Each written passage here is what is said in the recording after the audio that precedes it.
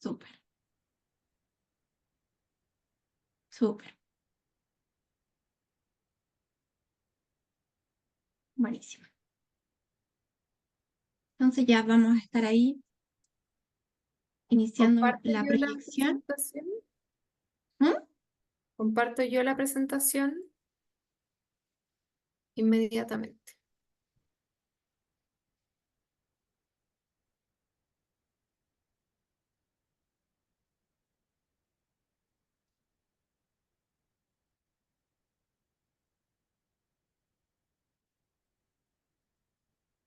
Súper.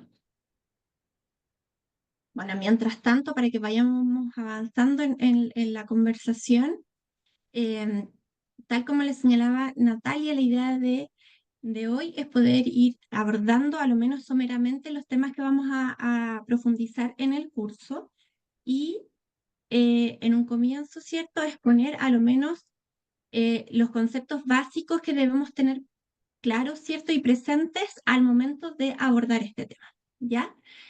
Ahí es súper importante que tengamos en consideración que se entremezclan varias cuestiones de orden jurídico, pero también muchas que son propias del área psicosocial. Entonces, por razones obvias, las personas que intervienen en los programas no necesariamente tienen manejo completo o cabal de cada una de estas áreas del conocimiento, y ahí se vuelve esencial, ¿cierto?, como más o menos nivelar un poquito la información ante la que vamos a enfrentar, ¿ya? Si bien este curso en el fondo va a titularse sobre el abordaje del abuso sexual infantil, lo cierto es que este concepto está planteado en este caso como un concepto de uso coloquial, porque en términos jurídicos, cierto, el abuso sexual infantil es solo un tipo de delito que a su vez tiene varios subtipos de delitos y que se diferencian de la violación. Em, Ahí vamos a hablar también con mayor profundidad, en el fondo, toda la carga y la connotación evidente que tiene en términos sociales, ¿cierto? Estos conceptos, especialmente el que refiere a violación, y por lo mismo la jerga más común o más habitual tiende a utilizar el concepto de abuso sexual como un paraguas genérico que incluye también otros de carácter más específico, ¿cierto? Como los delitos de violación, la exposición a pornografía infantil y otros tipos, en el fondo, de categorías jurídicas que se diferencian entre ellas de acuerdo a cómo se comete ese hecho, pero que para efectos de la conversación que vamos a tener el día de hoy, la vamos a englobar en este gran paraguas conceptual, ¿ya? Luego de aquello, y en esto ahí va a entrar luego en mayores detalles, ¿cierto? Carmen, pero se vuelve importante diferenciar lo que vamos a entender por la sospecha de la presencia de alguna de estas transgresiones o directamente una develación de las mismas de la que pudiéramos alguno de nosotros ser testigos, ya sea en nuestra experiencia vital, familiar, personal o en el ejercicio de nuestro trabajo.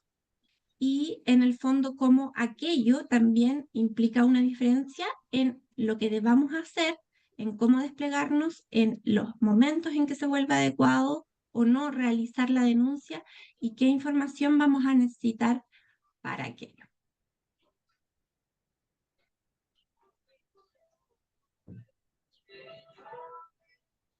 Si pudiéramos pasar al siguiente, súper. Ya. Entonces, contarles un poco desde una perspectiva psicológica. ¿Qué ocurre frente a un abuso sexual infantil? Tal como decía Fran, vamos a ir como complementando estas miradas psicológicas con la mirada más jurídica y técnica. Y es importante entender qué le pasa a una víctima. Y hay procesos que, si bien son más intensos en la niñez, ocurren en todas las personas que son víctimas de algún abuso sexual, ¿ya? Eh, Más intenso en un niño o una niña, por supuesto.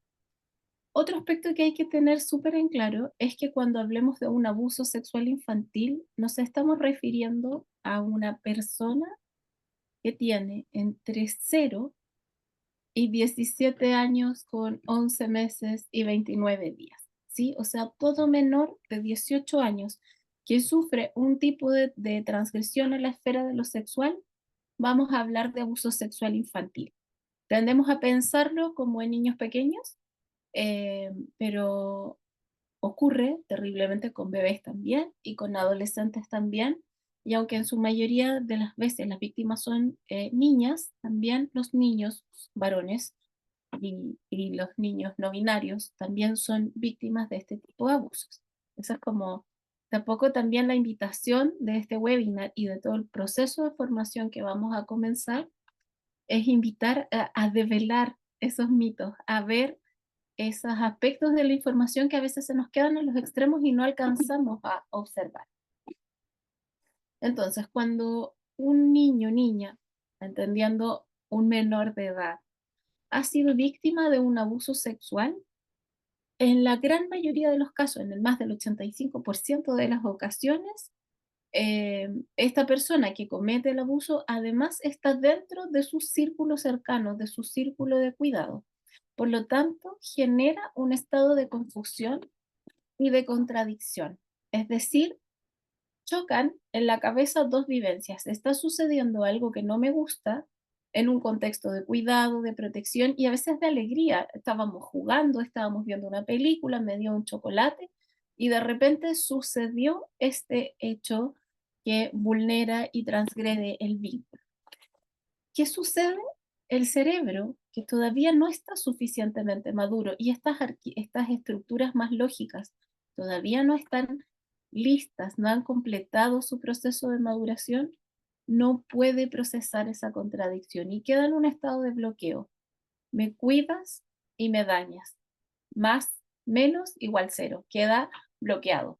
¿Sí? Queda como en un estado de freezing, de congelamiento, porque además el niño, la niña, está en una situación de indefensión y de dependencia de los cuidados de ese adulto. Es decir, este niño se congela o se confunde y se congela porque además depende de esos cuidados. Esa persona puede ser su madre, su padre, su abuelo, su abuelastro, su padrastro, un profesor, un médico, un sacerdote, un pastor, un guía scout, muchas personas. Pero ¿qué tienen en común? Que son personas que te van a cuidar, que van a hacer algo bueno por ti o que están en una situación de poder como por ejemplo el profesor, que entonces si me acusa voy a repetir de curso, voy a perder la beca, o el médico, que entonces me voy a perderme esta atención médica que necesito, o me van a acusar con mi mamá, o es el jefe de mis padres, etc. Hay una situación de indefensión y de dependencia, y el niño pequeño y el adolescente tampoco no tienen el desarrollo madurativo, cognitivo para elaborar esa contradicción. Entonces, cuando no te cuentan, no es porque eres una mala madre o un mal padre que no logró generar vínculos de protección o que no logró que sus hijos confiaran en ella o en él, es que es un cerebro que madurativamente no está listo para sostenerse en esa contradicción. Y entonces, congelamiento y sobrevivencia. Esta persona que me daña la necesito para sobrevivir. Este abuelo que me daña es parte de la familia, es un miembro, tiene más presencia que yo, no sé qué hacer con esto. Hay un silencio. Ese silencio, ese primer silencio, se habla de una experiencia inenarrable. ¿Por qué? ¿Qué significa esto? No tengo palabras para decir lo que me pasa. No es una decisión, yo voy a guardar el secreto y no le voy a contar a nadie. Es un cerebro que no tiene palabras para decir lo que pasó. No tiene la experiencia para organizar esto que le pasa a mi cuerpo en un relato. Sabes que yo el jueves a las 5 de la tarde fui a guardar la pelota de básquetbol con el profesor y me hizo esto, esto. No va a pasar. Puede pasar, puede pasar eventualmente, y vamos a ver situaciones más adelante, pero es una experiencia inenarrable, no es una decisión de guardar un secreto, es un cerebro que no está pudiendo en este momento procesar esta vivencia y organizarla en un relato. Entonces se produce este bloqueo que se puede expresar o no en sintomatología física o conductas extrañas. Entonces puede pasar que este niño o niña o adolescente, frente a esta vivencia, comience a desarrollar sintomatología física.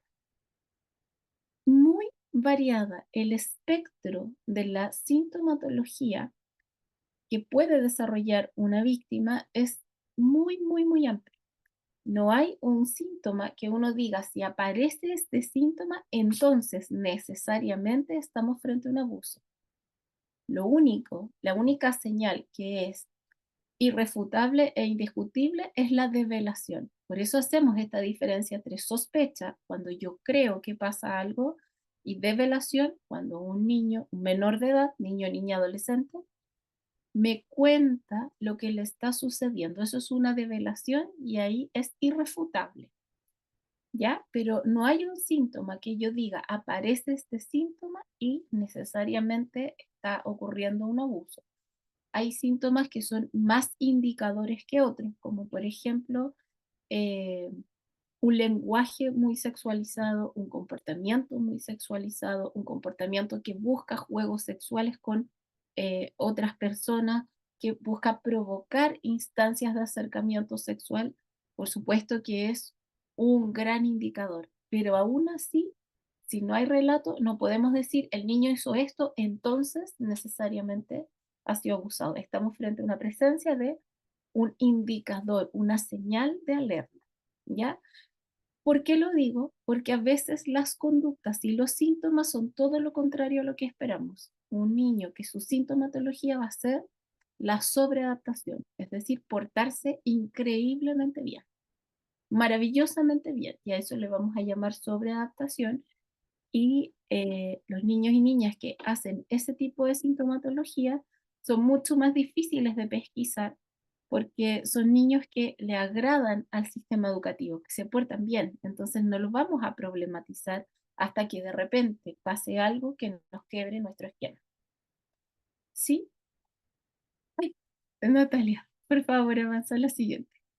Entonces, hecha la diferencia entre la sospecha y la develación, ¿cómo abordo una sospecha? Una sospecha es cuando yo he visto antecedentes, he observado conductas, he escuchado, mirado juegos, algo sube por ahí que me hace pensar que podría estar pasando algo malo.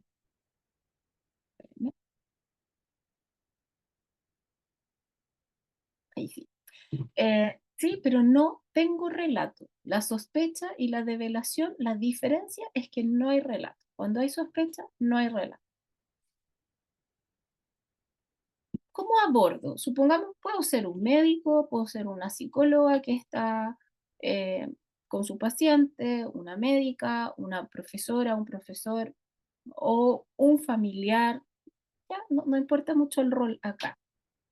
Y hay conductas que yo he ido observando, relatos, dibujos, no relatos explícitos, sino que en el juego el niño le dice a alguien, juguemos a que yo tengo un pene gigante y lo pongo en tu hombro.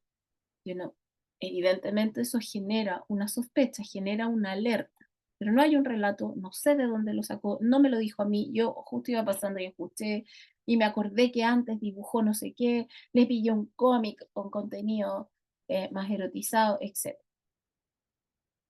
Puedo preguntar mencionando explícitamente lo que he observado, nunca aludiendo a las ideas o hipótesis que se tengan. Ejemplo de esto. Supongamos que este niño es mi estudiante. Yo puedo decir, ¿sabes qué? El otro día en el patio yo te observé que estabas jugando y tú decías, eh, jugaste que tenías un pene y que se lo ponías a no sé quién. Me llamó la atención estos dibujos que hiciste. Nombro exactamente lo que yo vi. Eh, por ejemplo, mira, me llama la atención este cómic que tú dibujaste. No le digo por qué, no le digo es erotizado o es tan explícito o es tan sexual, es me llama la atención este cómic que dibujaste, me llama la atención este juego que tuviste. Escuché que le decías tal cosa a tal persona y me llama la atención. ¿Me quisieras contar algo sobre eso? No puedo poner mi hipótesis porque yo creo que alguien te dijo, que alguien te hizo, porque cuando los niños saben de eso no. Hipótesis no. Yo puedo apelar a aquello que vi o que escuché. Nunca haciendo preguntas directas. De nuevo, yo veo este niño que dibuja un cómic con un contenido erotizado, no le puedo decir, ¿dónde viste eso? ¿Alguien te lo enseñó?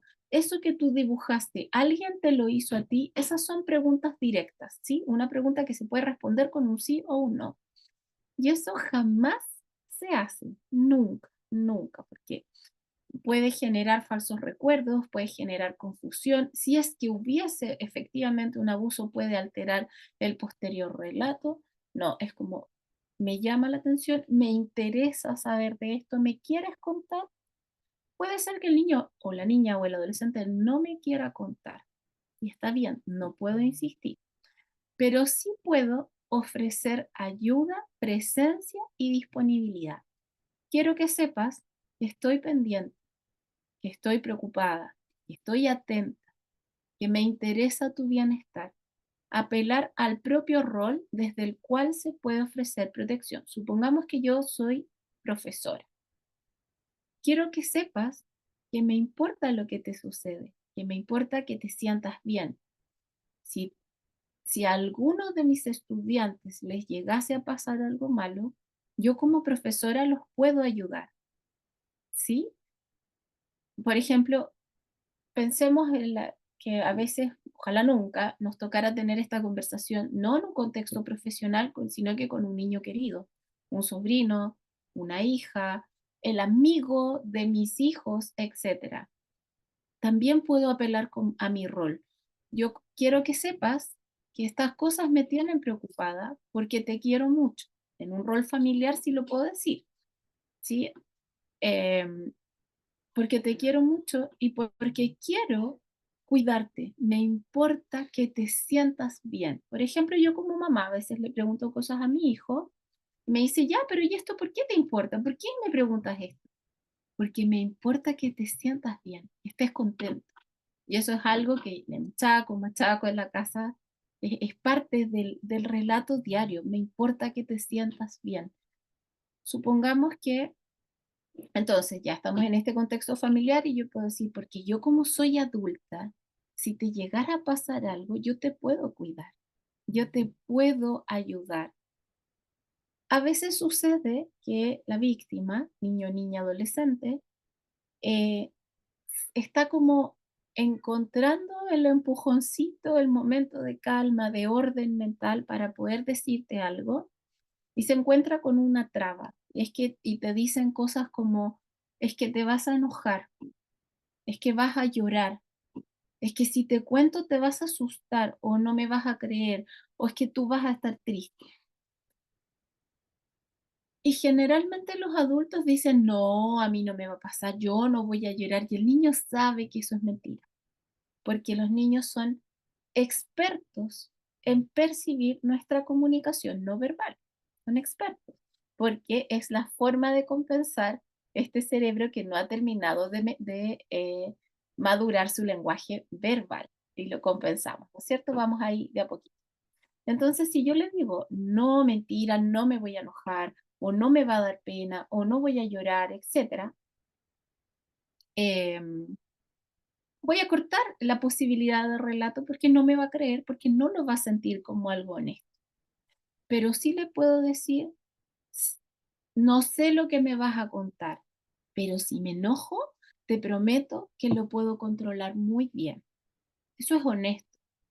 No sé lo que me vas a contar, pero si es algo que me da pena, prefiero que me dé pena porque tú me importas más que cualquier cosa que me pase a mí. Eso es honesto. Si me lo cuenta, me dio pena, me dio rabia, pero porque te amo, o porque te quiero, o porque eres mi alumno que yo cuido mucho. Muchas veces los adultos apelamos a que no se me note el enojo, a que no se me note la pena. Y sí, imagínense que un niño te cuenta algo terrible que le está pasando y yo estoy con cara de póker y no me da pena. El niño va a decir, bueno, a esta persona no le pasa nada. Sí, me puede dar pena, me puede doler. Lo que no puede pasar es que yo estalle en llanto y el niño me termine consolando a mí. Eso no puede pasar, nunca jamás en la vida. Pero yo le puedo decir, esto me da mucha pena, me duele mucho, pero te amo más, el amor que siento por ti es más grande que la pena que tengo en este minuto. Y lo vamos a hacer juntos y te voy a cuidar. ¿Sí? Entonces ahí la palabra la podemos cambiar, si es amor, si es cariño o si es el compromiso que siento contigo porque eres mi estudiante, que yo cuido a mis estudiantes, a mis pacientes, depende del contexto. ¿Ya? Pero no les vamos a mentir sobre nuestras emociones. Pero en ningún caso, nunca jamás en la vida voy a desbordarme delante de ese niño. El niño no me puede consolar a mí. Él o ella es la víctima, no yo, nunca yo. Yo soy secundaria, yo lo estoy ayudando. ¿Ya?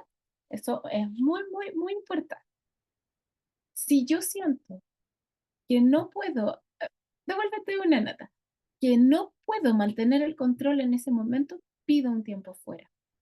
¿Sabes qué? Esto es demasiado importante, pero me duele, me da pena, voy a tomar un minuto para calmarme y lo vamos a retomar. Pero yo tengo el control de mis emociones, ¿sí? Sí, a veces muchos adultos me preguntan, pero es que si le digo, es que si no me dice ahora, como que no me va a decir nunca. Mentira, si uno no se olvida de estas cosas, no es como que no te conté hoy día y entonces mañana se me olvidó, ¿de qué estamos hablando? Eso no sucede así. El niño, la víctima, sobreviviente de abuso, necesita este espacio de calma y si ese espacio de calma no está el lunes, es mejor esperar hasta el martes que sí esté a detonar una bomba que va a echar por tierra una posibilidad de develación. ¿Sí? Y ahora sí, Nata. Supongamos que ahora estamos frente a una develación, un relato. Un relato puede ser el tío me tocó el poto, eso ya es un relato.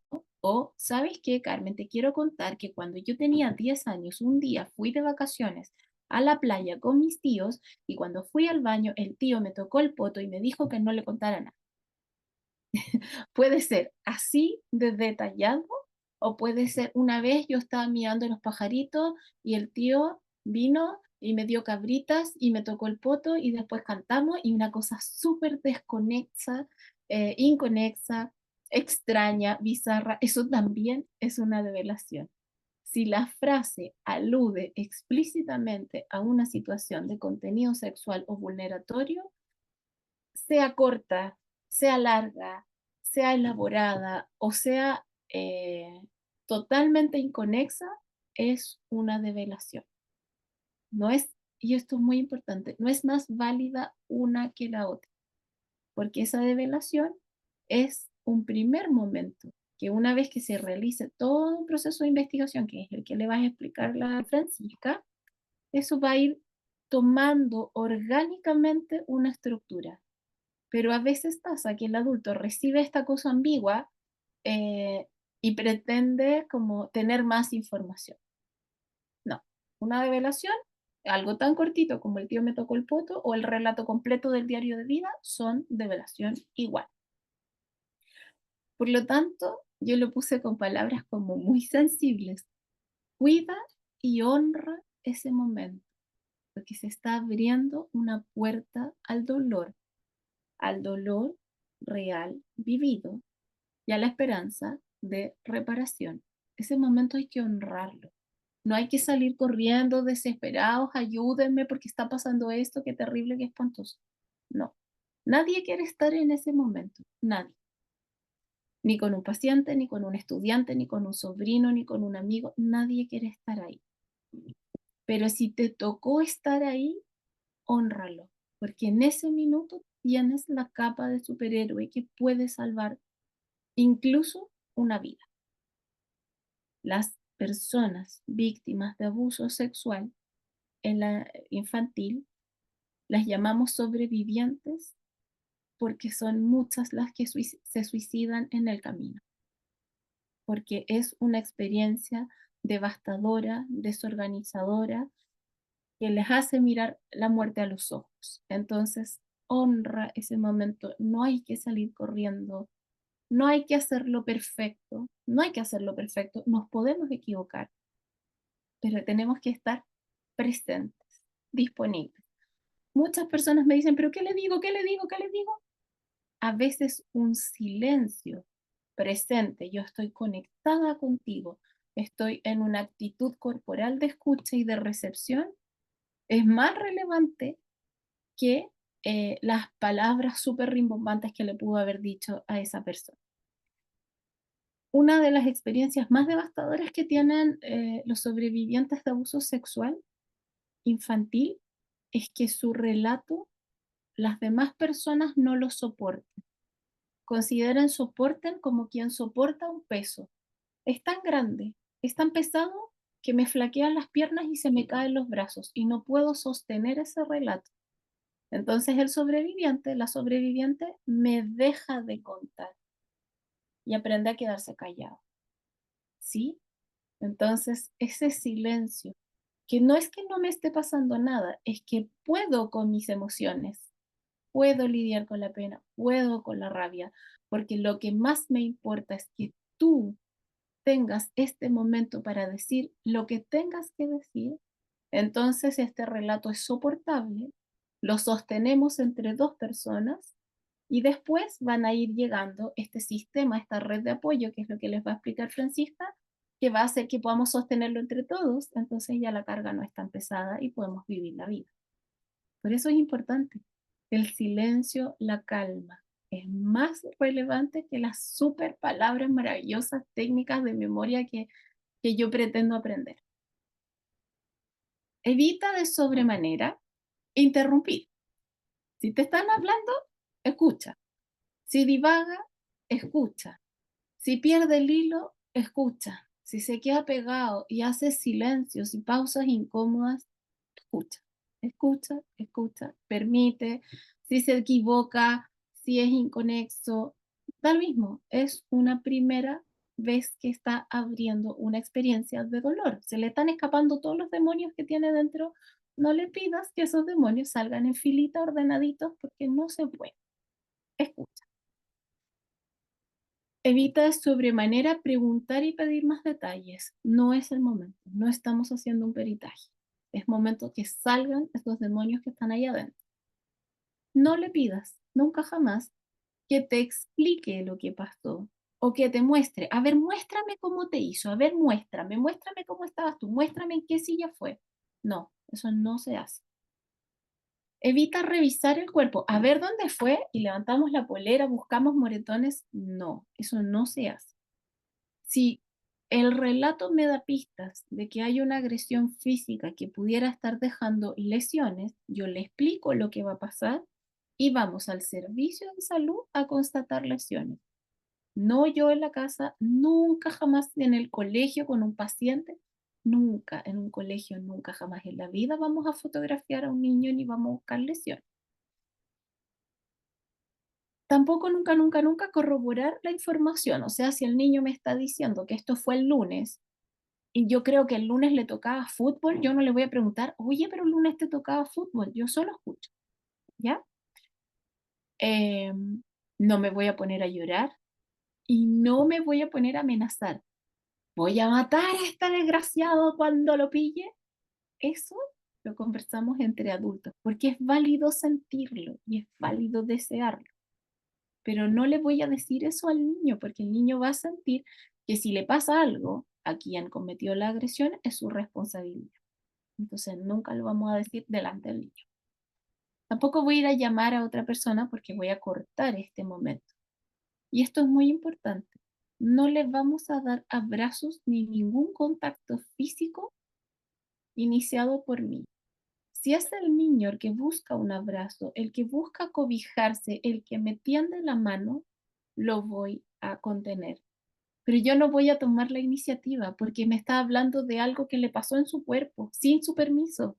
No lo puedo abrazar sin permiso, ¿sí? Aunque yo tenga toda la buena intención del mundo, porque este niño en ese minuto está con su herida abierta, ¿ya? Si busca mi contacto físico, yo lo entrego, pero yo no lo voy a iniciar. Y esto no tiene que ver con ser fría, malvada, sino que tiene que ver con respetar. No voy a tocar una herida sangrante. Esto es una herida sangrante, pero del alma, ¿sí?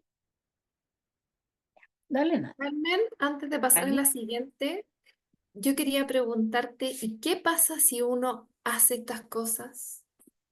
Ay, ¿Qué es lo que pasa, por ejemplo, si yo lloro, amenazo y digo voy a matar a este desgraciado? Porque yo creo que a uno le invade la rabia, ¿no? No estoy hablando como psicóloga en este momento, estoy hablando como mamá. Y a uno le invade la rabia. ¿Y ujú, qué pasa si yo me pongo a llorar, llamo al papá, le digo voy a matar a este desgraciado, ¿cómo es posible?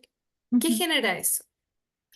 Ya, a ver, par- a ver, por aquí voy a leer, dice, muchas madres y padres han hecho todo eso juntos. Sí, pues, obvio, porque recién estamos empezando a hablar de estos temas.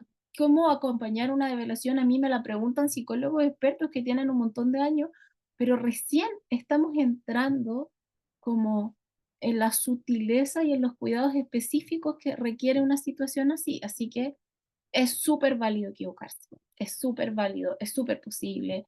A ver, lo primero aquí, entender que cuando ha ocurrido un abuso sexual infantil o una transgresión, no es porque el niño tenga mala madre, mal padre o mala familia, malos cuidadores, ¿ya?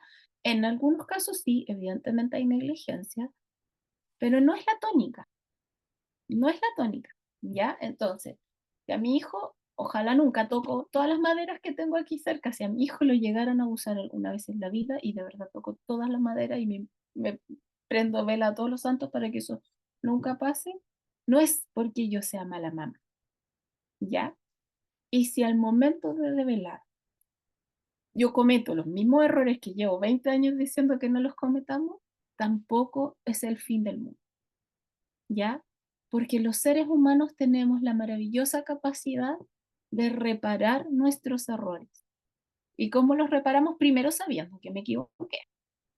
Un adulto que es capaz frente a un niño de reconocer sus errores y de pedir disculpas y de proponer algo nuevo, es visto por el niño como alguien como aún más eficiente en sus cuidados. Si él se equivocó, si papá, que es el superhéroe, o mamá, o la abuela, o quien sea, se equivocó, y me vino a mí a reconocer que se equivoca y buscamos otra alternativa, entonces yo también me puedo equivocar. Entonces yo también, como niño, puedo fallar y en este sistema es posible, ¿sí? Eh, entonces no es terrible, o sea, es una experiencia dolorosa, pero no es terrible, no es como "Oh, lo hice mal, lo arruiné para siempre, voy a arruinar su vida, va a estar traumado para siempre". No, acá el daño grave lo hizo la persona que cometió el abuso. ¿Sí? Sí. Si yo estoy frente a un niño abusado y cometí un error en el abordaje, eso no quiere decir que ahora todo lo que pasa es culpa mía. Aquí la persona culpable es la persona que comete el abuso y nunca tenemos que perder ese foco. Nunca. Porque a veces, no sé si hay personas extranjeras conectadas, pero los chilenos, y especialmente las chilenas, somos especialistas en echar culpa y terminamos cargando todas las culpas y todo pasó porque yo soy terrible. Y no es así. Entonces, puedo reconocer y decir una semana después, ¿sabes qué, hija? El otro día me contaste esto, me pilló de sorpresa, me dolió tanto que grité, te reté, te pido perdón, esto es porque me dolió, empecemos de nuevo. Aquí estoy para ti con mis errores y con toda mi disposición a mejorar, ¿sí? Y eso es súper sanador también para las dos y para todas las personas involucradas, como saber que me puedo equivocar. Es muy sanador. Esta información debieran recibirla todos los cuidadores de niños, niñas y adolescentes, estoy leyendo, porque uno tiende a querer saberlo todo. E incluso tener registros para que me crean en el proceso judicial. Precisamente esa es ha sido la gran inspiración para iniciar este curso, este proceso de formación que hoy día es como el tráiler, ¿no es cierto? Hoy día les estamos mostrando, porque todo esto lo vamos a súper profundizar en el curso, porque es súper importante y nos hemos dado cuenta en el trabajo que realizamos que no, es como el ABC, los primeros auxilios no lo sabemos. Entonces, para nosotras es muy importante comprometernos con compartir esta información y usamos plataformas abiertas públicas y también plataformas privadas, pero la idea es que llegue a todo el mundo. Darle nada.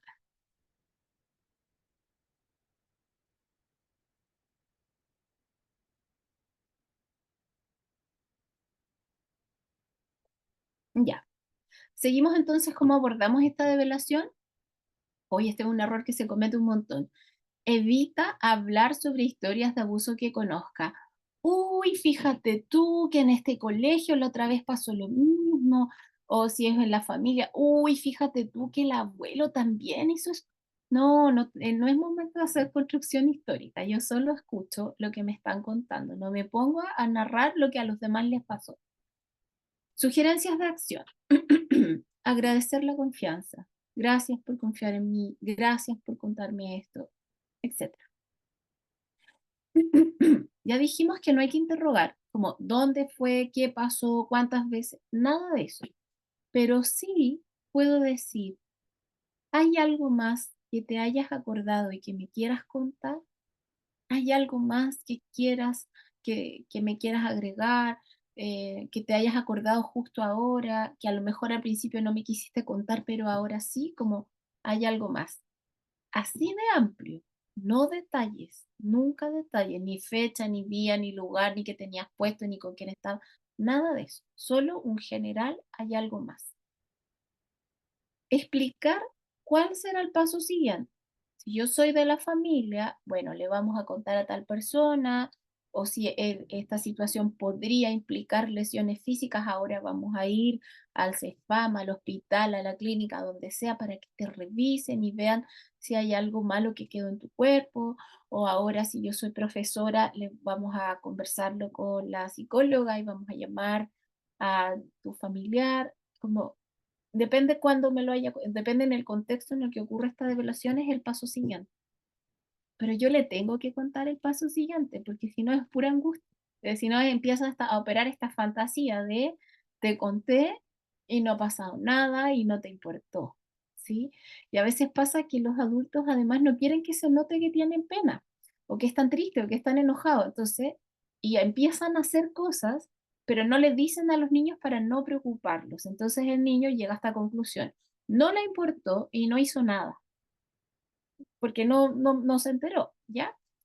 Y le puedo, por eso sí le tengo que explicar el paso siguiente. Y pregunto, ¿hay algo que necesites en lo que te pueda ayudar? Como para ir cerrando este momento doloroso, ¿no es cierto? No es fácil hablarlo, no es fácil escucharlo.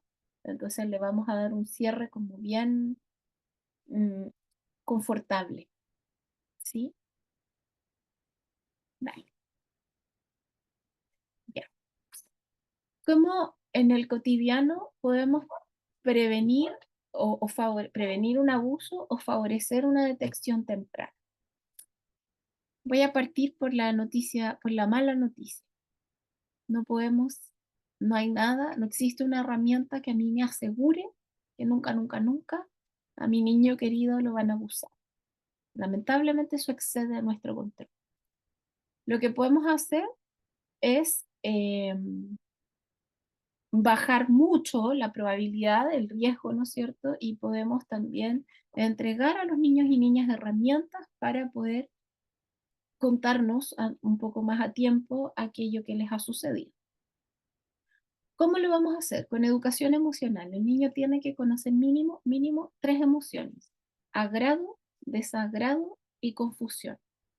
Entonces, esto que decíamos al principio, ¿no es cierto? Que el niño queda confuso con esta contradicción, no puede elaborar que la persona que me cuida además me agrede o que algo parte divertido y termina triste, no puede elaborar esa contradicción, pero sí te puede decir, pasa algo raro cuando, ejemplo, me viene a cuidar el tío Mauricio, es confuso. Y yo como adulto, con esa pista, puedo empezar a indagar qué está pasando. Educación sexual. El niño o la niña tiene que saber cómo se llama su cuerpo, quién la puede cuidar, quién la puede desvestir, bajo qué contextos. Eh, Niñas, ¿no? Mujeres que han sido abusadas y que no han podido nombrar las partes del cuerpo que les tocaban porque no sabían cómo se llamaba. Entonces, la educación sexual es básica, es preventiva, es fundamental. Límites claros en los vínculos. ¿Quién te puede venir a buscar al colegio? ¿Quién te puede ayudar a limpiarte? ¿Quién te puede ayudar a vestirte? Tenerlo súper claro. ¿Quién te puede hacer un regalo? Y si otra persona que no está en ese círculo llega con un regalo, me lo tienes que mostrar a mí. Tener claridad que los secretos no se pueden tener, etcétera, etcétera. Normalizar, respetar el consentimiento, o sea, preguntarle a un niño cómo quieres que te salude, cómo quieres que te nombre. Por ejemplo, no a todos los niños les gusta que cualquier persona los trate por su apodo.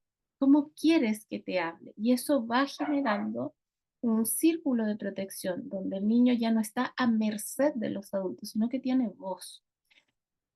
Dedicar tiempo a hablar sobre cómo estamos, cómo te has sentido, cómo te sientes, qué estás sintiendo. Y lo puse en gigante, aunque eso implique salirse del libreto. Si yo soy un profesor o una profesora, en momentos de la clase, en ratitos, puedo dejar 2 minutos para saber cómo estamos. Si yo soy la terapeuta, me pasó hace 2 días. En un taller, una niña debe el abuso. Se me acerca, termino el taller, me dice, oye, ¿te puedo contar algo? Y me cuenta esto. Yo le hago un par de preguntas, si lo sabían sus papás y no sé qué, y me dice, no, sí estoy en terapia. ¿Y lo estás viendo con tu psicóloga? No, porque con mi psicóloga estamos viendo eh, como mis problemas de socialización. Entonces, cuando termine ese tema, yo le voy a contar.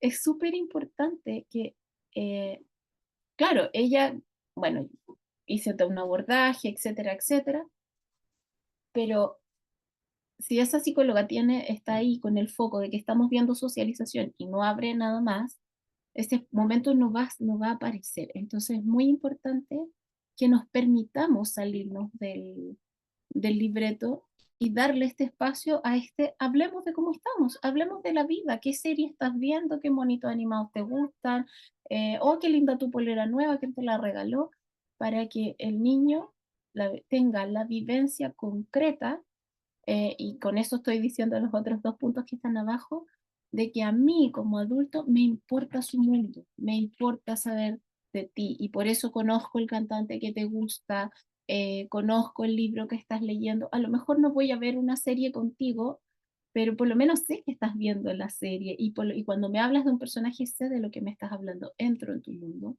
porque me importas tú. Si me importas tú, entonces tengo esta vivencia de que te puedo contar estas otras cosas raras que me están pasando, para lo cual no tengo un relato posible.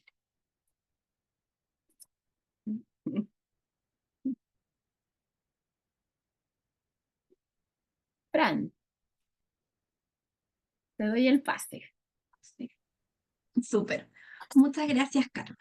Bueno, el pase puede parecer de repente una confrontación de dos áreas inconexas, pero precisamente el objetivo de este webinar y por supuesto del curso que vamos a realizar es mostrar cuál es la conexión que efectivamente existe, ¿ya?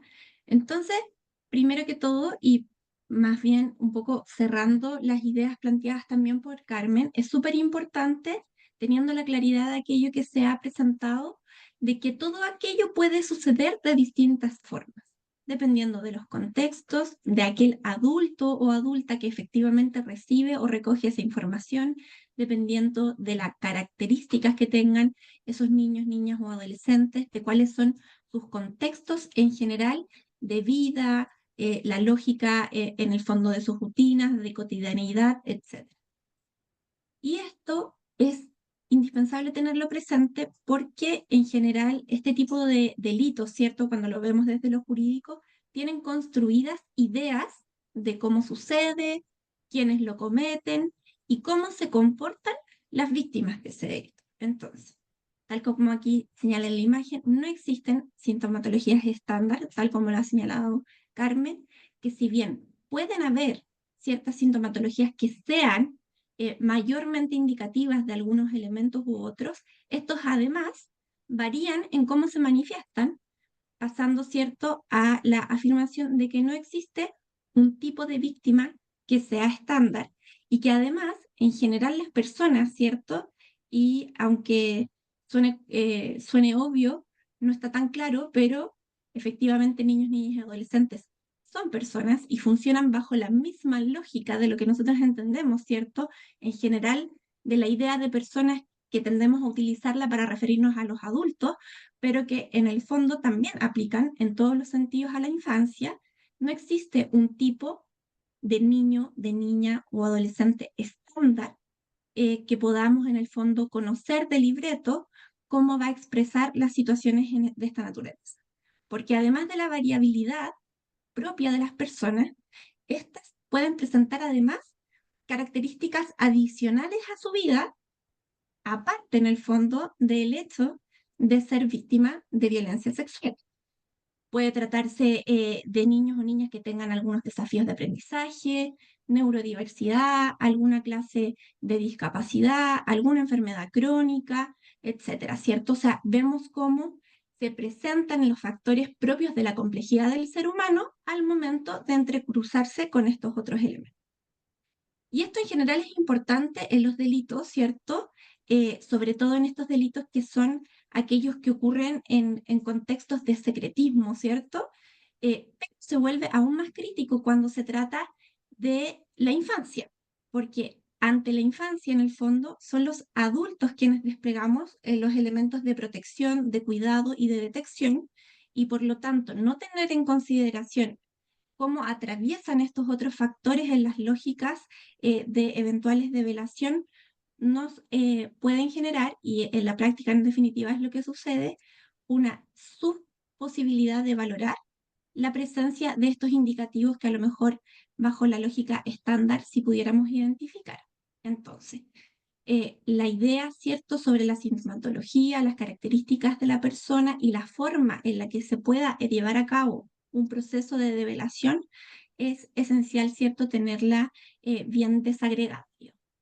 Y en estos otros dos aspectos yo voy a entrar, ¿cierto?, ya a materia, ¿cierto?, más propia de lo jurídico, pero es indispensable que todos aquellos quienes nos podamos ver ante un eventual relato, ¿cierto?, ya sea una develación, como lo ha descrito Carmen, o antecedentes que son indicativos, ¿cierto?, o de sospecha, tenemos que tener la claridad de que para que efectivamente hagamos la denuncia, no necesitamos y de hecho no debemos intentar recoger un relato pormenorizado o características específicas del mismo, puesto que incluso ya mirándolo desde la esfera propia del proceso, eso puede significar algún grado de afectación que lejos de cooperar en el proceso judicial, puede mermar la calidad probatoria de aquello que se va a exponer durante la investigación.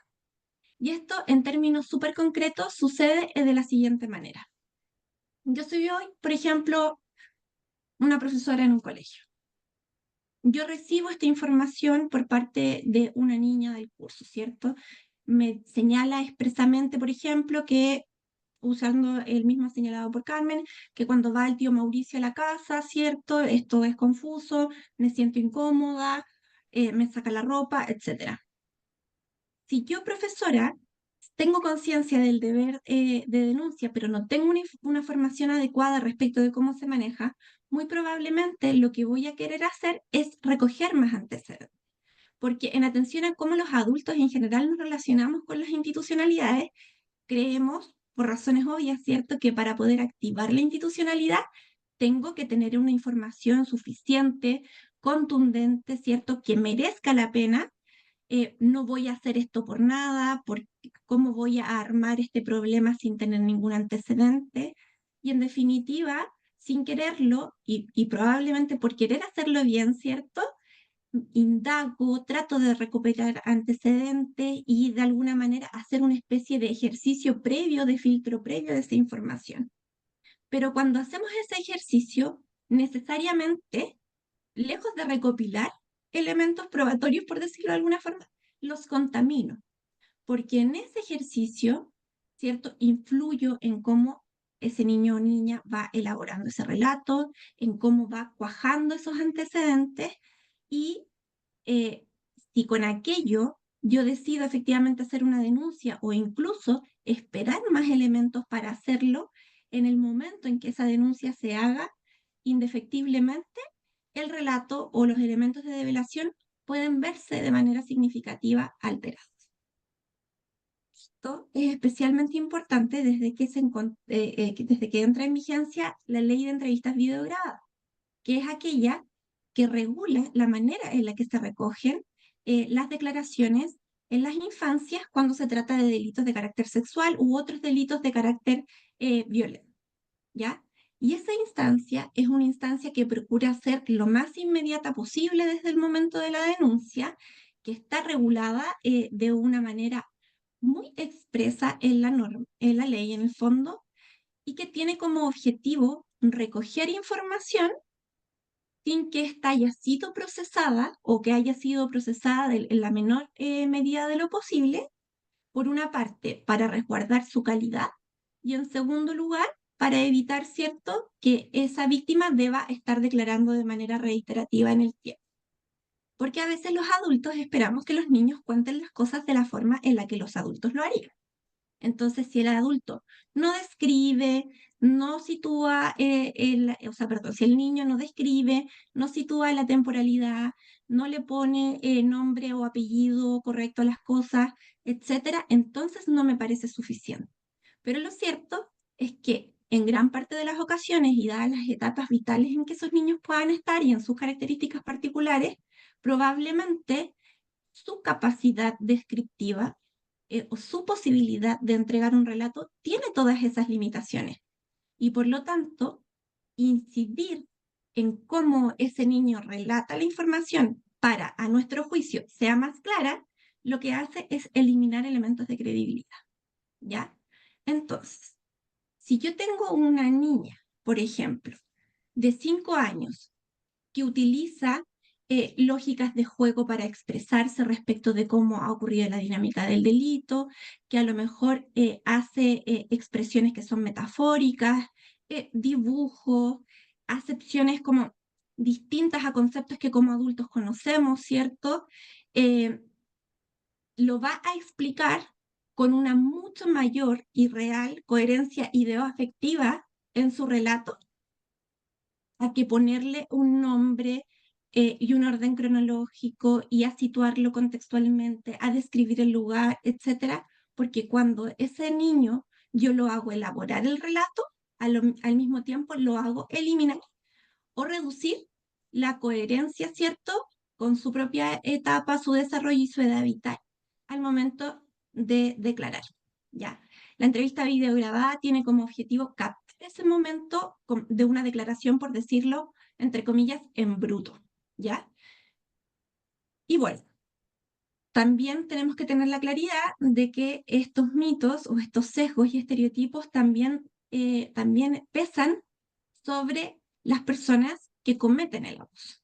En primer lugar, que no siempre son hombres, a pesar de que estadísticamente, efectivamente, son en su gran mayoría, pero que el carácter de género de los delitos de connotación sexual está dado principalmente por el género de la víctima, ¿ya? Porque efectivamente existe una incidencia mucho mayor en las mujeres, ¿cierto? Aplastantemente mayor en las mujeres, pero también estadísticamente, en la medida que se trata de infancia, esa brecha de género de la víctima, digamos, se diluye bastante.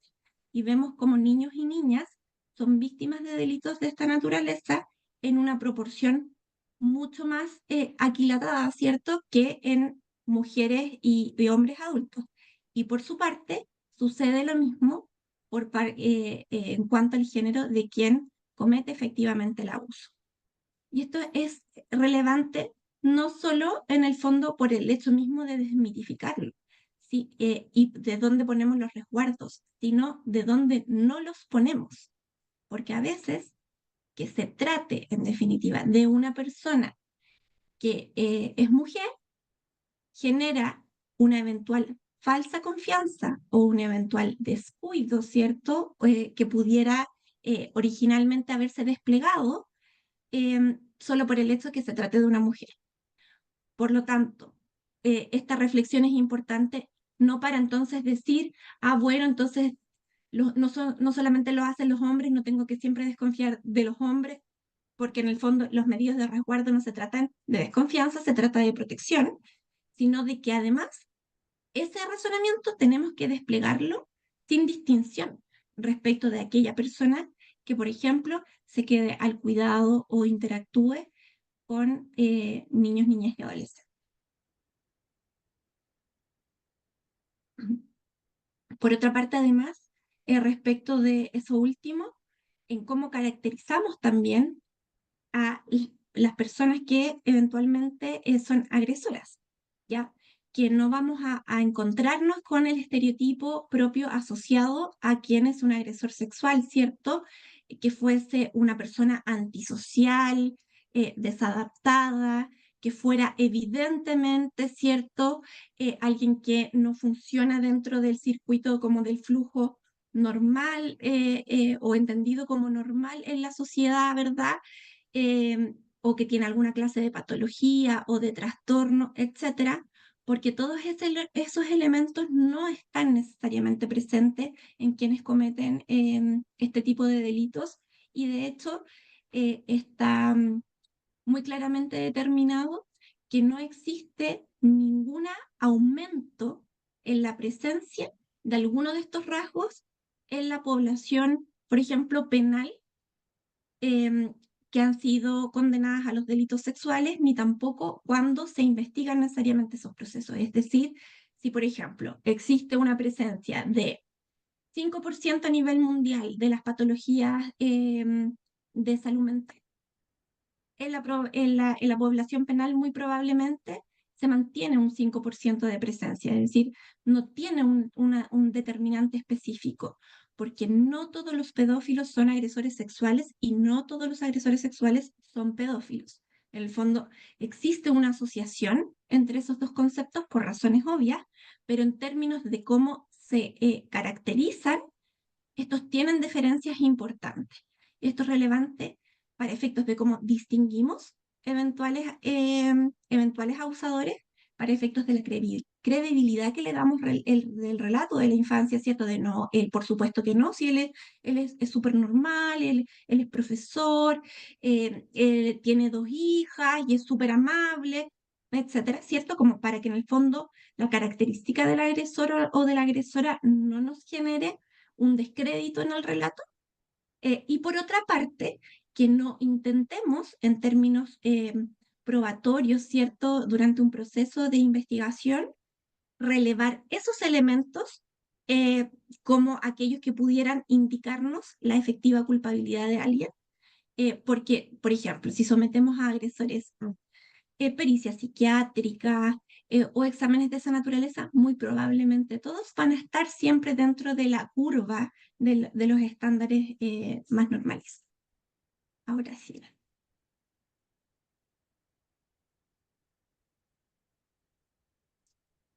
Nati, ¿me ayudas con la siguiente lámina, por favor?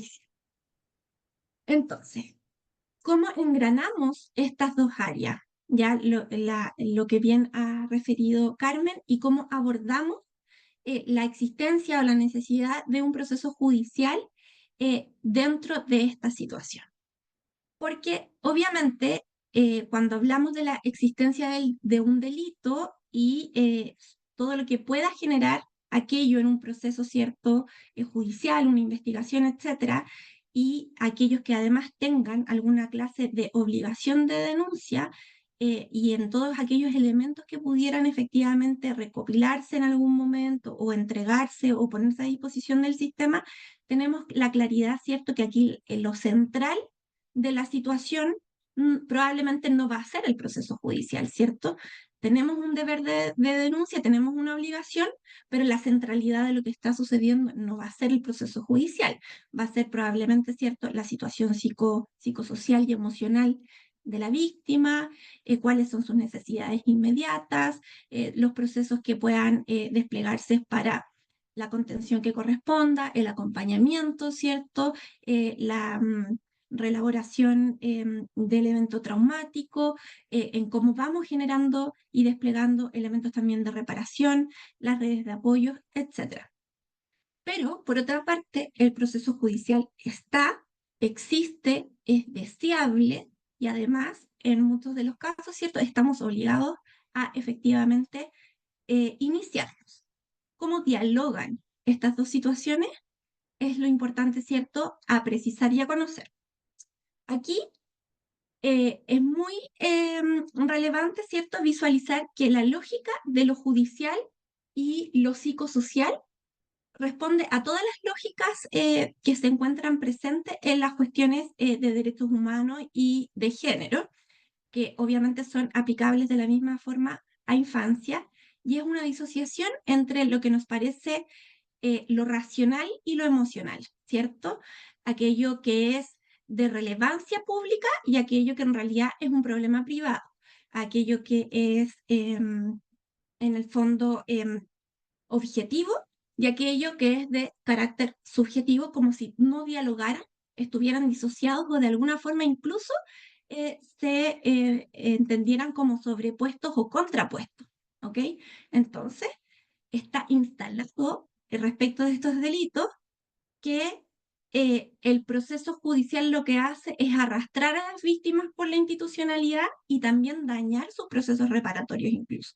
En que como ahí nos enfrentamos a una falsa dicotomía en, bueno, a ver, pero está bien, sí, hay que denunciar, pero es que ella está tan mal, entonces esto es tan revictimizante, ¿cierto? Y esa lógica que por razones también eh, muy comprensible, ¿cierto? Tenemos esa aproximación al sistema y a la institucionalidad, porque efectivamente puede generar aquello y lamentablemente es lo de mayor común ocurrencia. Pero por eso mismo estamos todos educándonos para que deje de ser así, porque lo que no queremos es renunciar a la institucionalidad. No queremos entonces no denunciar para que los niños no pasen por esto. Queremos que al denunciar los procesos sean útiles y funcionales al proceso reparatorio. ¿Ok? Entonces, la dimensión jurídica del evento traumático o eventual y potencialmente traumático, ¿cierto? Tiene que estar siempre de la mano como aquello que genere una posibilidad de funcionalidad y cómo se alimentan en definitiva mutuamente. ¿Ok? ¿Y por qué puede no solamente ser armónico o compatible, sino que además puede ser directamente un aporte? Esto pasa obviamente en todos los tipos de delitos de esta naturaleza, obviamente a lo largo de la historia vital, pero en los niños, niñas y adolescentes es especialmente relevante porque obviamente entendiendo que los niños son sujetos de derecho, como lo hemos hablado, también son sujetos de protección. Y por tanto el resguardo de sus derechos está representado por otros, por sus cuidadores directos o por aquellos que interactúan con esos niños y tienen deberes y obligaciones, ¿cierto? Entre ellos la denuncia. Por lo tanto, en el desarrollo de la lógica de cuidado, que obviamente impacta en cómo se enfrenta el trauma, va a ser esencial la manera en la que ese niño, niña o adolescente observa que sus cuidadores se despliegan para su protección. Asimismo, si a su vez, si la reacción del entorno ante una sospecha o una develación directamente es contraria, ¿cierto? Si se intenta ocultar, castigar, disciplinar, etcétera, no solo no me hago cargo del trauma, sino que profundizo el daño de manera tal en la que ahora ese niño, niña o adolescente no solamente va a tener que hacer la elaboración psicoemocional respecto de la transgresión sufrida, que es en el fondo ese momento en que es utilizado como un objeto, sino que va a tener que hacer la elaboración traumática de lo que significa que quienes estaban a su alrededor, debiendo protegerlo, solo le silencian, normalizan o incluso castigan, ¿ya? Y ahí, en el fondo, el daño en la estructura se vuelve mucho mayor e incluso los medidores respecto y los indicativos respecto de aquello señalan de manera súper clara que la profundización del trauma ante esa reacción o no reacción de quienes le cuidan puede generar huellas efectivamente traumáticas, incluso aún más profundas o difíciles de resolver, ¿ya? Y que además no solamente inciden respecto de la elaboración de este hecho traumático en particular, sino de cómo se homologa en general a todas las experiencias de cuidado. Si el día de mañana alguien me golpea, yo no le voy a decir a otra persona, porque ¿cuál sentido tiene en el fondo? ¿Para qué sirve? Solamente me va a generar desilusión, disconfort o probablemente incluso otras consecuencias adicionales negativas en el fondo a mi experiencia. Y eso se enquista en definitiva en el desarrollo de ese niño, niña y adolescente. Y vamos a tener un adulto que tampoco tiene esos límites emocionales y esa capacidad de sentirse cuidado, ni de cuidarse, ni de cuidar, porque en el fondo no entendimos nunca cómo se hacía efectivamente eso, porque cuando necesité que pasara, no solamente no pasó, sino que me generó problemas de mayor intensidad. Por lo tanto, si bien, por ejemplo, cuando hablamos de la posibilidad de denunciar en los delitos sexuales y la evidente posibilidad o autonomía que puedan tener las víctimas para denunciar o no, esto es aplicable solo en las personas adultas. En los niños, niñas y adolescentes, el niño, niña o adolescente no puede elegir porque no puede denunciar tampoco. O sea, si quisiera elegir, no es quien puede efectivamente desplegar esos elementos de protección.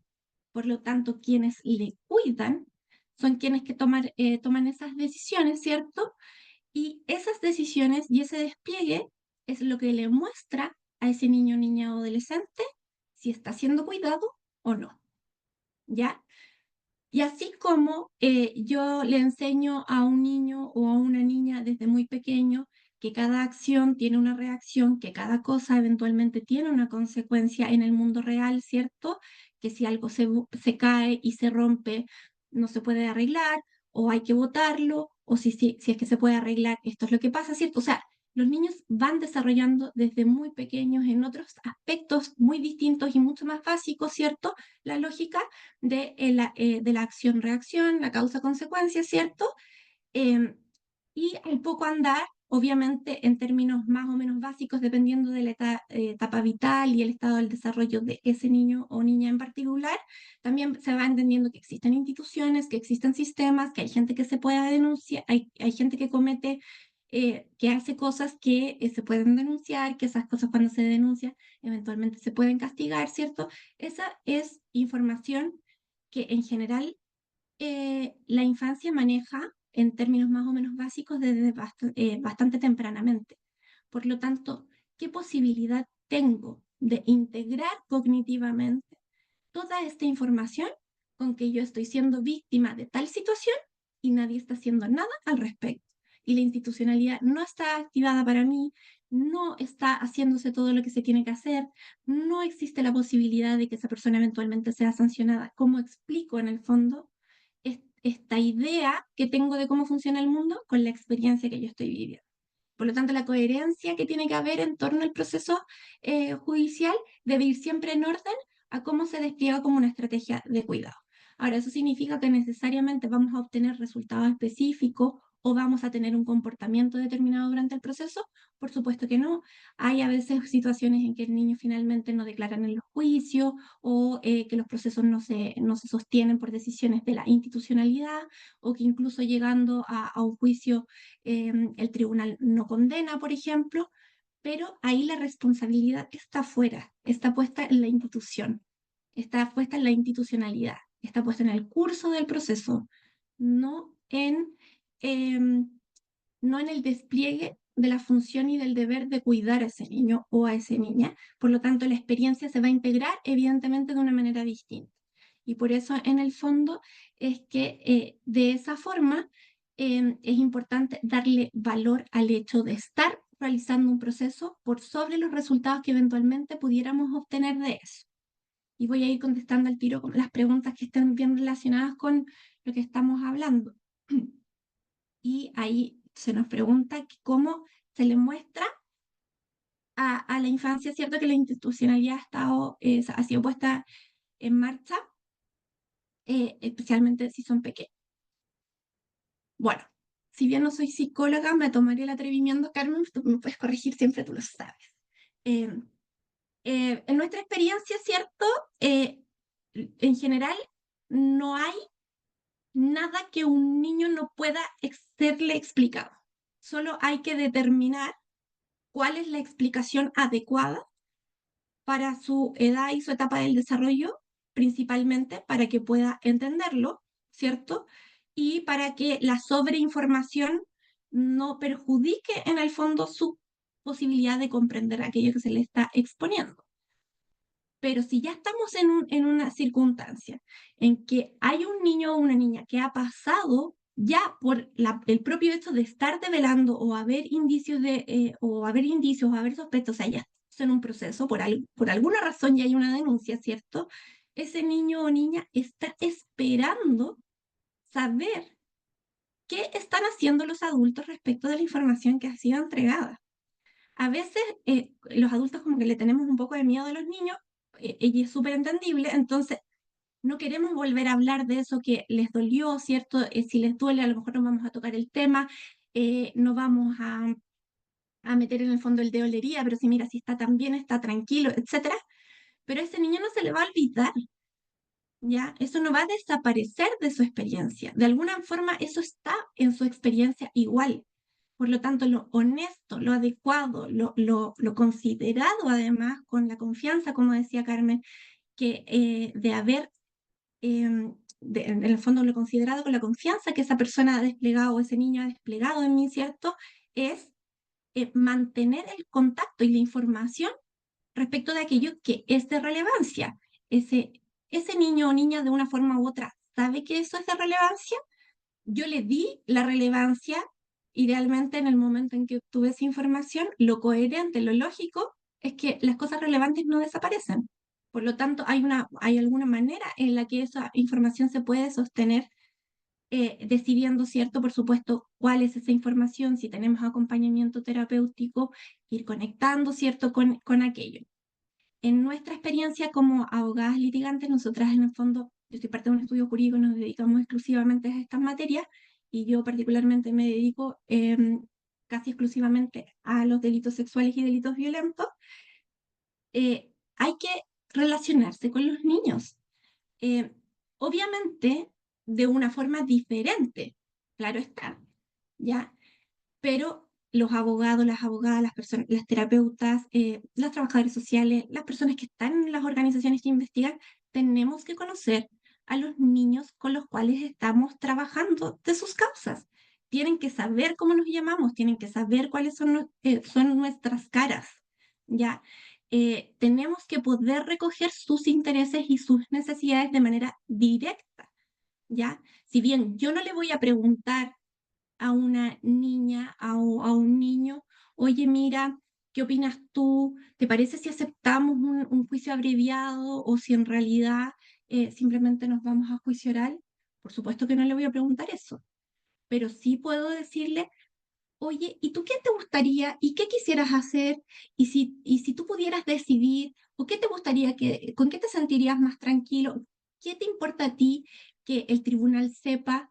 Porque obviamente le tengo que poder explicar si hay intervinientes o no, quiénes son, cuáles son los roles, porque claramente no voy a hacer una disertación, ¿cierto? De derecho, de introducción al derecho, digamos, pero sí puedo dar elementos básicos que están además súper relacionados a lo que comentaba Carmen sobre educación sexual y que se conecta también con la educación cívica, que también es bastante escasa, pero que es necesaria para poder normalizar la aproximación de la infancia con la sociedad, el Estado de Derecho y la institucionalidad.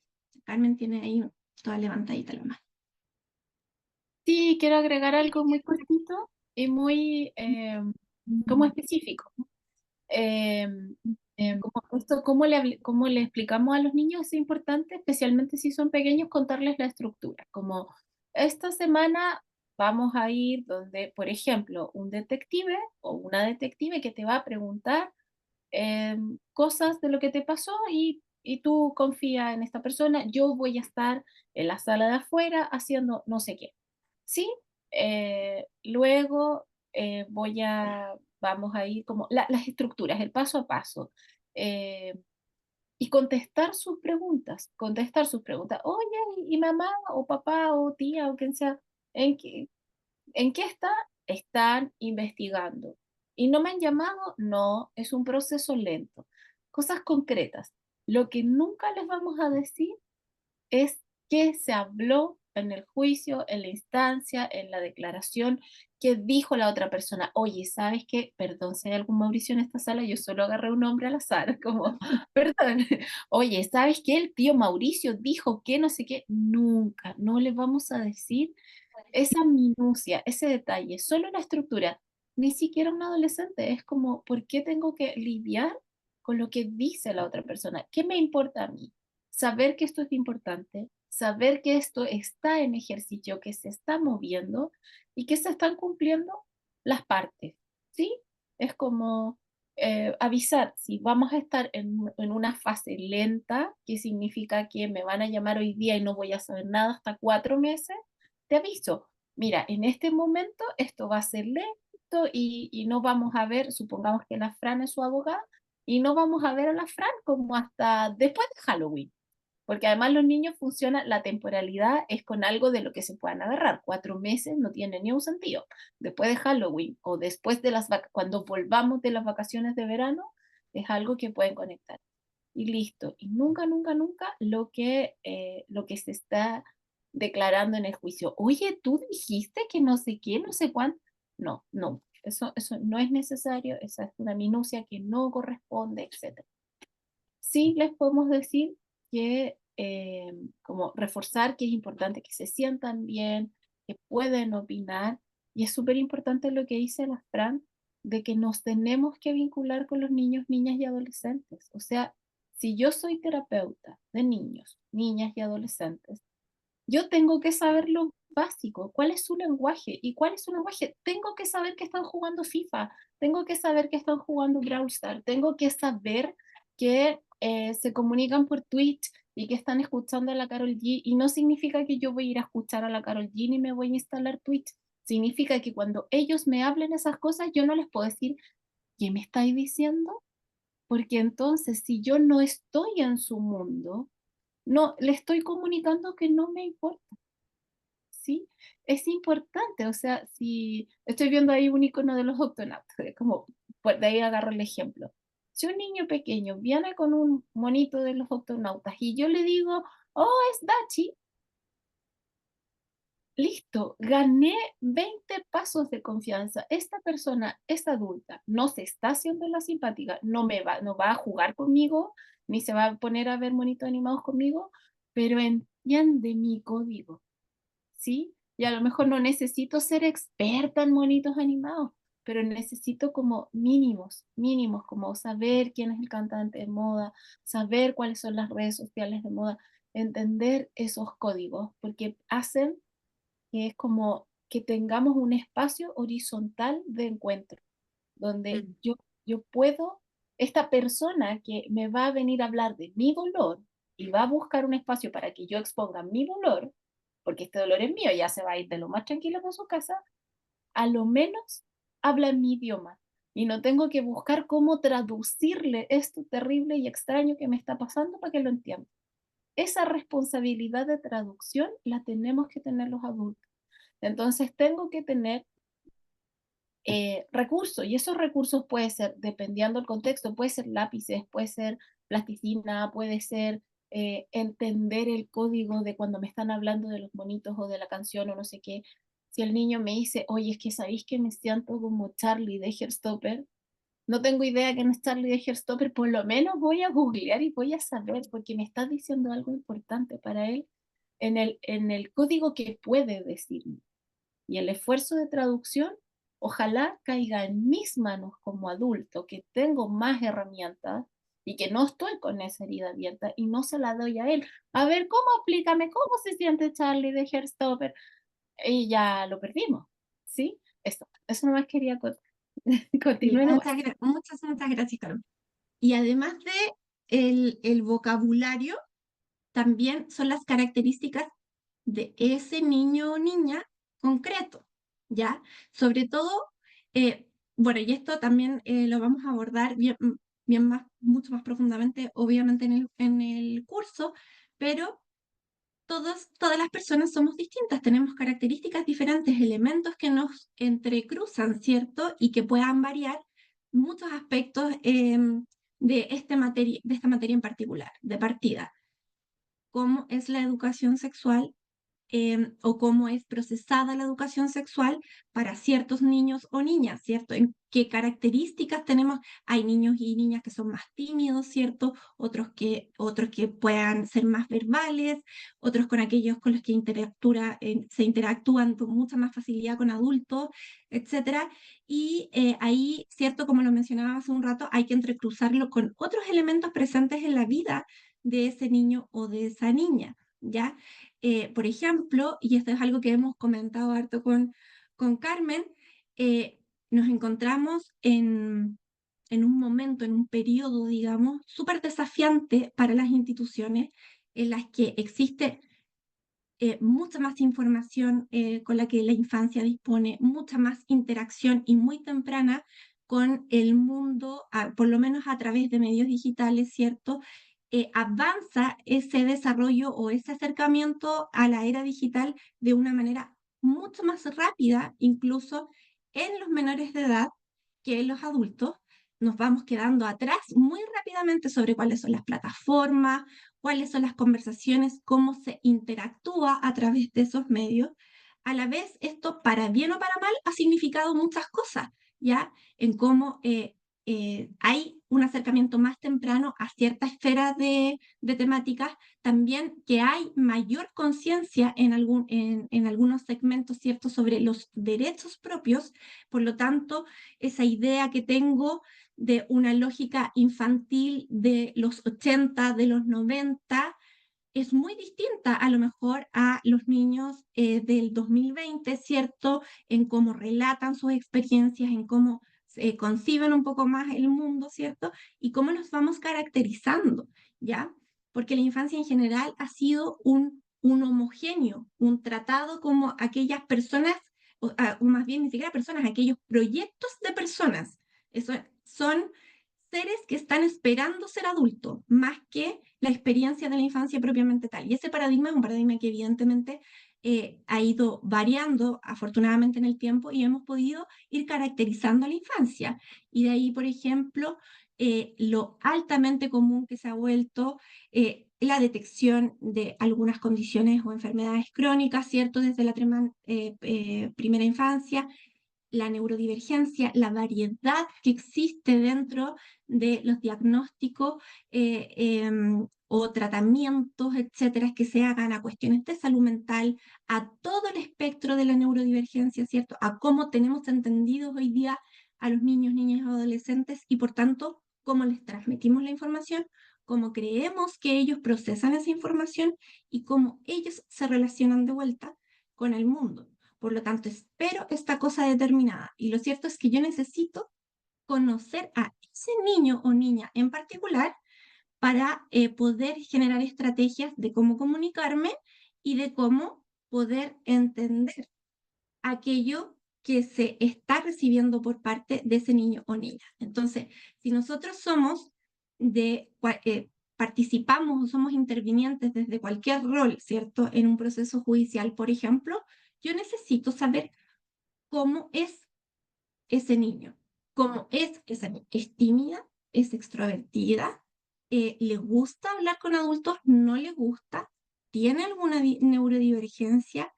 ¿Tiene algún trauma previo o distinto que pudiera estar asociado a otra cosa que no sea esta experiencia de transgresión sexual, que pueda conjugarse, ¿cierto?, en cómo se comporta, en cómo interactúa?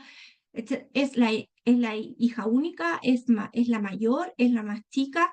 En el fondo, son cosas que van determinando cómo los niños interactúan. Y eso, para efectos de un proceso, es muy importante en cómo yo puedo recoger e interpretar la información, porque va a ser distinta la forma en la que va a declarar, los conceptos que va a utilizar, las analogías que eventualmente pudiera expresar, etcétera, y también en cómo vamos a poder conseguir eventualmente su adhesión al proceso, su interés por participar, cómo quiere estar informado o informada, cómo le vamos a entregar esa información. Todo eso está en el fondo relacionado a que conozcamos em, cómo son y cómo perciben y cuáles son los códigos, ¿cierto?, que tienen para procesar la información y para poder entregarla también, como decía Carmen, ¿cierto? Em, y esa interacción tenemos que aprender a hacerla. A veces es incómodo, ¿cierto? Es incómodo salir de ahí porque estamos muy acostumbrados a hablar en adulto, ¿ya? Y eso, salir de ese espacio de confort puede ser, ¿cierto?, incómodo, y a veces lo más complejo es que a veces eso desvirtúa entonces los objetivos del proceso e invisibilizamos a los niños y a las niñas dentro del proceso que se supone que tiene como objetivo protegerles. Entonces, ¿cómo va a ser posible que no exista en ninguna parte de la ecuación? A nosotras nos pasó en una ocasión, ¿cierto, Carmen? Una causa que tenemos en común, de un proceso penal que la Fiscalía decidió cerrar porque consideró que ir a juicio era revictimizante para ese niño, porque ese niño ya había tenido que declarar y ese niño no era bueno para él hacerlo declarar de nuevo en juicio, y decidió no perseverar en el proceso, a pesar de que el niño había manifestado de manera explícita lo importante que era para él, en el fondo, que ese juicio se sostuviera, que efectivamente se persiguiera esa responsabilidad. Pero la Fiscalía decidió que no era lo más conveniente para él, sin preocuparse de lo que él había manifestado, de lo que él quería, de lo que su terapeuta, que de hecho era Carmen, decía que efectivamente, pero la Fiscalía concluyó que era muy revictimizante. ¿Ya? Entonces, ese ejercicio de disociación entre la institucionalidad, los intervinientes y las víctimas no es aceptable. Por lo tanto, quienes somos parte de los procesos, tenemos que nunca olvidar que esa es la funcionalidad del proceso en el que estamos insertos. Nati, ¿lo puedes mover un poquito?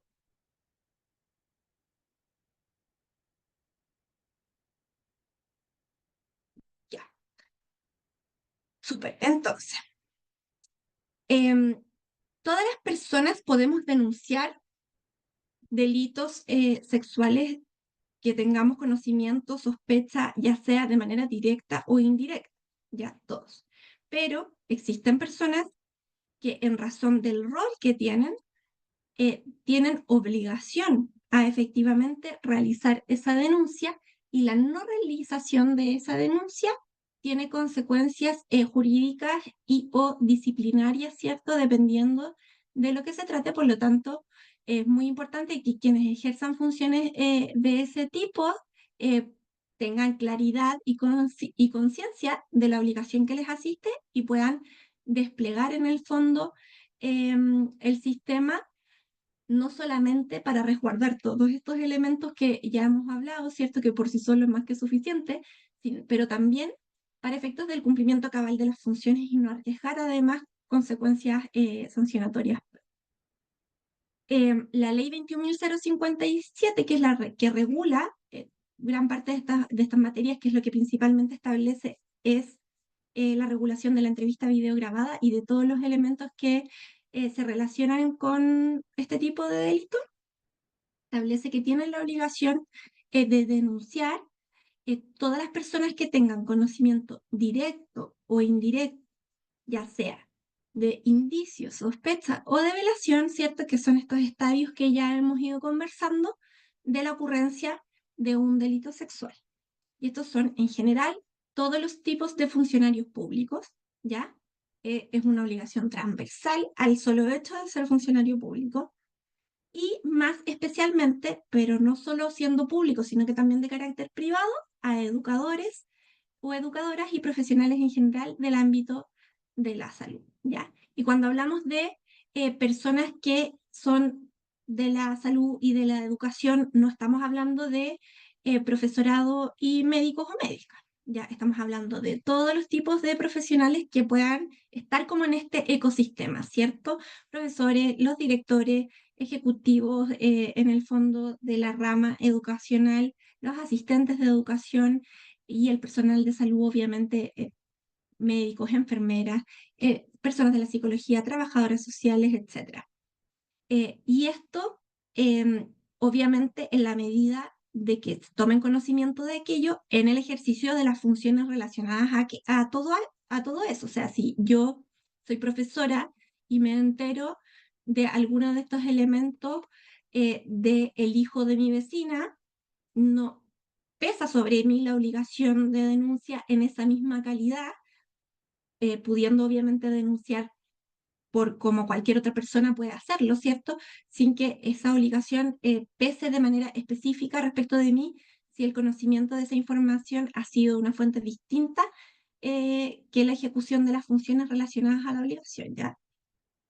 Por otra parte, también tienen la obligación de lo mismo carabineros y policías de investigación, lo que se menciona en la ley de una forma diferenciada a lo genérico de funcionarios públicos, no porque no lo sean, ya porque gran parte de estas personas obviamente también pueden ser funcionarios o funcionarias públicas, sino que porque dadas las características de las policías, son efectivamente roles que representan un nudo crítico en la posibilidad de obtener información sobre la ocurrencia eventual de delitos y que puedan surgir en contextos a los que en general las personas no estamos necesariamente de forma directa involucradas, ¿cierto? Como en partes de las diligencias de investigación, ¿verdad?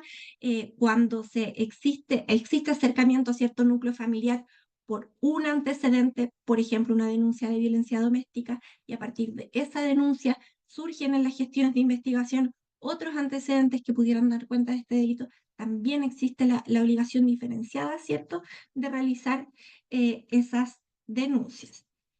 Y de la misma manera, se explicita, ¿cierto?, esta obligación que aplica bajo las mismas lógicas al Ministerio Público y jueces y juezas. Todo aquello, ¿cierto?, se ve especialmente reforzado en los dispositivos o instituciones que están pensados para la protección de la infancia, como todos aquellos que dependen del servicio Mejor Niñez y las redes propias del sistema de protección. Ahora, ¿qué es el deber de denunciar? Ya ahí, ¿cómo hacemos efectivamente una denuncia? Tenemos los antecedentes, recibimos esta información, ya entendimos lo que es un indicio, lo que es sospecha, lo que es develación. Nos vemos enfrentados a esto. ¿Qué hacemos con esa información? ¿Ya? Porque ahí tenemos el abordaje que corresponde al enfrentamiento, ¿cierto?, de la situación en específico, que también ya lo ha explicado Carmen, pero también tenemos posteriormente un qué hago con esta información luego de que la abordé en la forma idealmente, ¿cierto?, que Carmen les ha comentado y que es a lo que yo denomino principios de auxilio jurídico, porque obviamente también requiere de un despliegue que es, además por su característica, de naturaleza inmediata. Por lo tanto, tenemos que tener súper presente cuál es el ABC del abordaje de esa información. Entonces, tenemos primero la toma de conocimiento, ¿ya? Entendiéndola en todo este sentido súper amplio sobre conocimiento directo o indirecto de un hecho que pudiera eventualmente constituir algún delito sexual. Y de ahí y esto es algo que es súper importante profundizar harto. Entonces, nosotras en la elaboración, en el diseño, en el fondo, del curso a realizar, destinamos varias partes de distintos módulos a poder explicitar de manera súper clara cuáles son los delitos sexuales, ¿ya? Porque ahí como está este paraguas con el que partimos en esta conversación, al que llamamos abuso sexual infantil, pero qué cosas son, qué conductas, cuáles son los hechos que vamos a considerar eventualmente un delito. Y cómo nosotros vamos a aquilatar esa información, porque que los antecedentes que estamos levantando pudieran ser un delito no significa que yo tengo que hacer un checklist de todos los elementos propios de ese delito para denunciar, ¿cierto? Sino que se acerquen, que generen alguna aproximación a la existencia de ese delito. O que eventualmente ni siquiera tengo la claridad de que pudiera ser un delito, pero que se salga de lo esperable en lo que refiere a la esfera de la sexualidad y que pudiéramos considerarlo alguna clase de transgresión o de vulneración, porque contrario a lo que podamos pensar, no todo indicativo de transgresión o vulneración o alteración en la esfera de la sexualidad puede traducirse finalmente en un delito. Pueden ser conductas que a lo mejor no encajan de manera completa en el catálogo de delitos, pero que igualmente se vuelve una experiencia de transgresión de la que es importante hacerse cargo, y eso no lo vamos a determinar nosotros en el momento en que tenemos esos antecedentes, sino que es algo que el sistema tiene que ir corroborando o descartar. Por eso, en general, se utiliza la esfera penal, pero también la esfera proteccional en los tribunales de familia, ¿ya?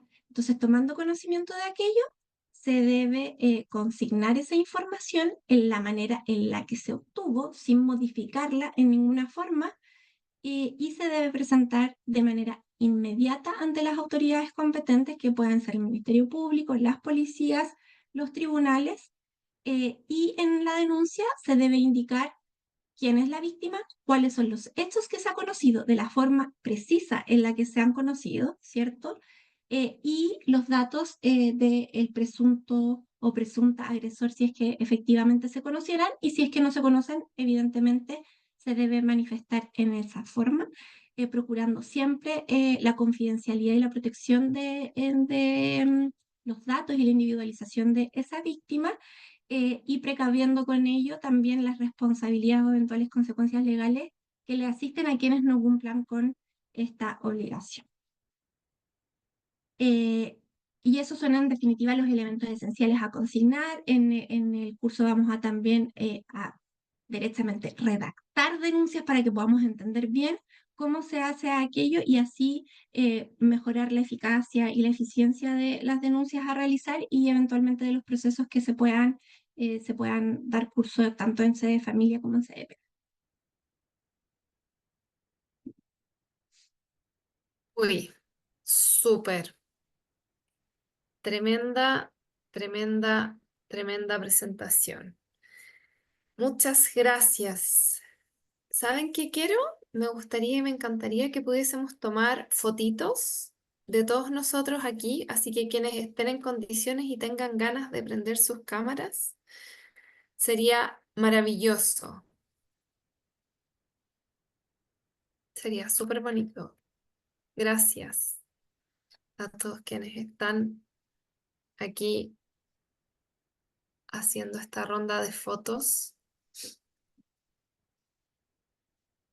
Probablemente el curso lo vamos a dictar más de una vez, ¿ya? Así que si en esta oportunidad no pueden, no se desanimen, lo vamos a volver a dictar y les agradecemos muchísimo a todas y todas quienes pudieron participar de nuestro webinar, que se hayan sumado, que se hayan mantenido hasta ahora. Sé que hasta ahora competimos con otras responsabilidades, ¿cierto? Con estar con otras personas a quienes queremos mucho.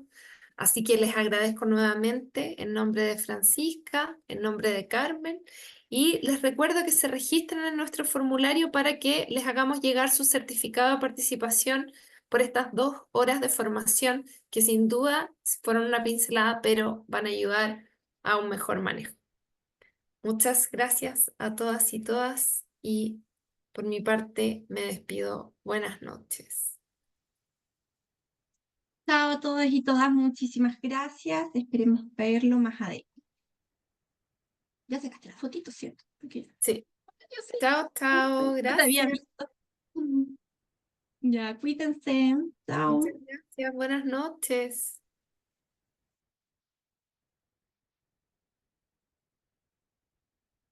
Oh, qué buena cosa, Carmen. Buenas noches.